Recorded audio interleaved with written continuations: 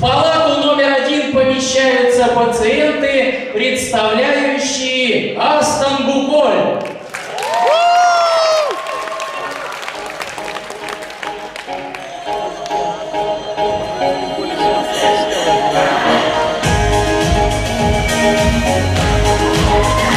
Современные мужчины на работе, в школе умные, серьезные и порой очень похожи друг на друга. Но после работы, занятий, можно увидеть их настоящее лицо и яркую индивидуальность. За команду Астон сегодня выступает рыбак Димон. Мормышки, блесны и крючки, как отличие значки.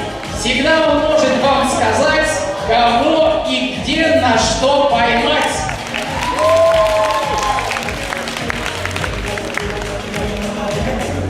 Алекс красавчик. Прическа, пудра, пилка, лак. Одеться парень не дурак. И очень часто Пэрис Хилтон ему звонит, чтобы спросить, какую юбку или платье сегодня лучше ей носить. Вот такой вот он, Алекс красавчик. Команда Астон усилена спортсменом Игорем.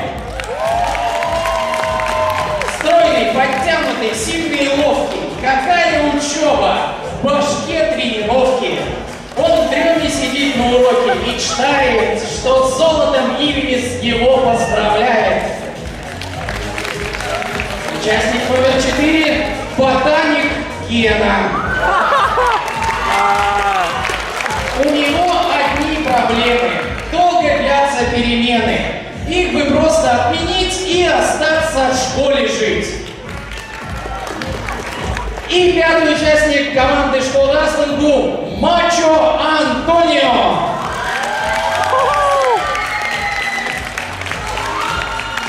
Элегантный как рояль, с блеском каждая деталь.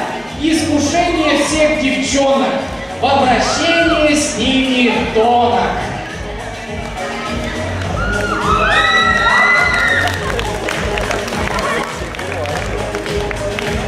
Ну а все вместе это команда великолепная пятерка школы Астон.